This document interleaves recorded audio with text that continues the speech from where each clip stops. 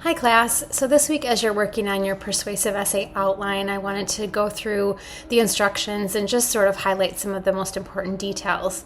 So hopefully you've already taken a look at this and you've seen the basics that I'm looking for. So your outline must include a creative title. That does not mean that your title should just be your topic, right? So if, let's say you were focusing on animal testing, which you cannot because that's a topic that you can't use, but a creative title is not animal testing, right? So you want to demonstrate which side of animal testing you're on and why. So make that title really, really specific. A long title is absolutely okay. You must have a fully developed introduction that includes your thesis statement underlined, your main ideas or your topic sentences that will be used to support your thesis, and identification of at least 2 persuasive appeals. When you click here, this will take you to a video that shows you in more detail what persuasive appeals are. If you are still doubting that, still need a little refresher. Several quotes with proper MLA in-text citations. This will take you, if you click on this will take you to Purdue OWL. And as you notice, if you have an author page style, here's what your in-text citation should look like. If you have, let's see if there's a different one in here too. So here's an article. So if you don't have an author, you just include the article title in quotation marks like this. Notice there's no page number here. That must mean that there wasn't one, but typically there would be a page number following that. This would be what it would look like in your works cited page. So there's a lot of really good specific information. If you click on that link, which will help you, I'll be looking to make sure that you have the in-text citations correctly formatted. So, and then a brief overview of what your conclusion will include. You do not need to have your conclusion written out yet, but just some ideas. So basic introduction rules, you need to start broad with a history of the topic. So again, for animal testing, we would go back to the beginning, talk about why animal testing is used, share shocking statistics. Make sure that you include that if it works for your topic, right? So sometimes it does, sometimes it doesn't. It just depends. Include quotes from famous people. Sometimes this is really helpful as well. Specifically, if you're including information that you're meant to pull your reader in, if you have someone who's maybe very well known, if you have an Einstein quote or something like that related to your topic, then that will pull your reader in. Make sure to explain why this information is important and why they should keep reading. So your introduction shouldn't be dull. It needs to have that information that sort of intrigues your reader and makes them go, okay, I'm involved in this, right? And then lead into the thesis slowly and naturally. Do not include any personal pronouns. You should not use any I, we, you. None of those should be used at all in this type of essay. Do not repeat the same word or phrase over and over again. Sometimes students have a tendency to be redundant in what they're saying, specifically even restating their thesis in many different ways. So you do not want to do that. Make sure that everything is just flowing together nice and smooth. And do not leave out quotation marks and in-text citations. So if you're including history on your topic, you've probably done some research to find that information, so you will have to verify that source using those in-text citations. You have to include topic sentences, and just as a reminder, a topic sentence is the main idea of the paragraph. So it's kind of like a mini thesis, right? It tells your reader what the paragraph is going to be about, how it supports your overall thesis. So an example of this is there are many possible contributing factors to global warming, but one of the most important is carbon emissions. You'll notice that we do have the topic here. We have global warming, and the controlling idea is carbon emissions, right? So this is just one aspect of the essay that then goes back to support that thesis. There's several other examples that you can read through on your own there. So also under the outline section, you'll notice the conclusion rules. Those are here for you. Do not, under any circumstances, start your conclusion with the words "in conclusion." You don't need it. You can literally just take it out, and I'm sure that your sentence will start just fine without it. Do not restate your thesis. Do not restate your main ideas, and do not rush through the conclusion and write 2 to 4 sentences.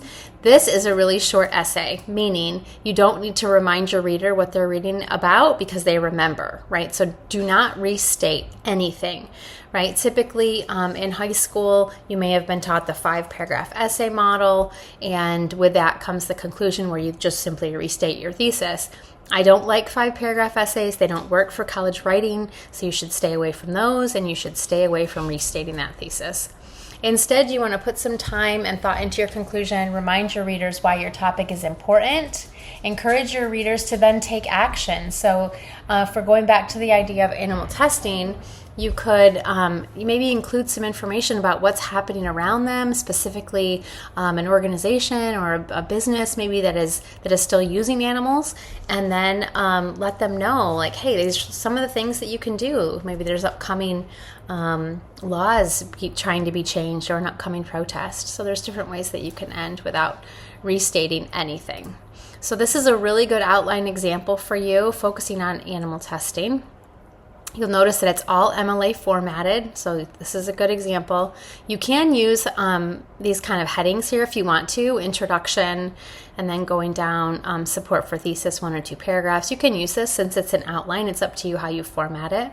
But let's just look at this introduction together. So you notice that I asked you to start with a broad history of the topic. This does this here. So animal testing has been around since the beginning of time. Early Greek physician scientists such as Aristotle and Erastus performed experiments on living animals to advance the understanding of anatomy, physiology, pathology, and pharmacology.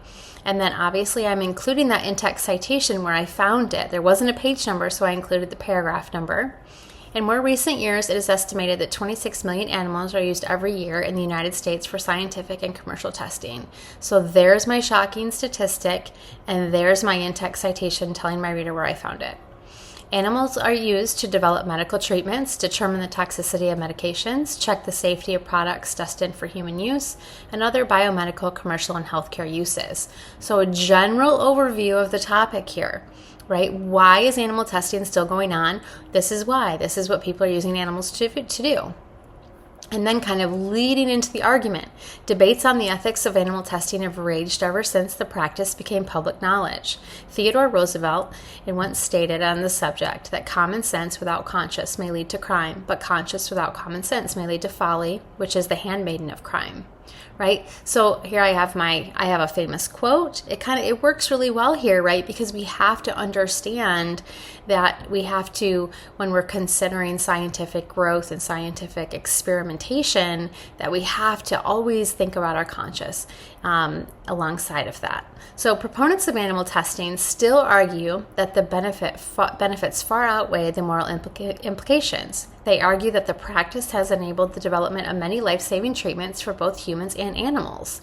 Okay, so this is showing the other side. You can do this. This is a strategy saying that, people who are for animal testing, this is what they argue.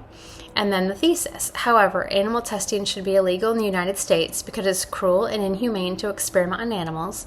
The testing is irrelevant because certain medicines that are safe for animals are not safe for humans, and alternative methods are available to researchers that can replace animal testing. So my thesis tells you exactly where I stand on the topic and why. Right? So this is all information for my support, right? So I'm going to talk about how it's cruel and inhumane. I'm going to talk about how certain medicines are safe for animals and not for humans. And I'm going to talk about the alternative methods that are out there, right? And so this is a way to help really break down your essay and to be able to shape it really naturally with a strong thesis. And then you have, right, each one of these, support for thesis, you'll see them all the way down, 1 or 2 paragraphs. Notice that these are not just 1 paragraph each. That would not be enough. So make sure that you have 1 or 2 paragraphs for each of your main ideas. Medicines that pass animal testing are not necessarily safe for human beings. So there's my topic sentence, and then my paragraph is going to show this, right? Specific medicines that have been tested on animals are not safe, right? So there is some information here. Notice that there are several quotes with proper in-text citations already researched, already plugged in here to support this. The next one is animal testing is cruel and inhumane. And so we're going to talk about all these different ways that animals have been abused, and we're going to really play on that pathos there. We're going to really play on our emotions and try and pull the reader in by sharing some of those really sad, terrible stories, right? And then finally, alternative testing methods now exist that can replace the need for animals. So now we're going back to that logos, really important to show those alternative methods, and that will lead really nicely into the conclusion to discuss, okay, now we know these alternatives are here. Let's talk about the laws that are in place right now. How must those laws be changed? And this is how you can take action, right? And just as a side note here, notice animal testing here, I did not bring in cosmetics because the essay would be too long. So keep that in mind too with your topics. When you're considering how to really shape it, how to really pull in your main ideas, you have to really kind of be very particular with that. You don't want to have your essay be all over the page. You want it to be very, very focused. So this is your example, and all of this is tucked nicely in Blackboard for you, right? It's right in your assignment. So you have all of these things right here.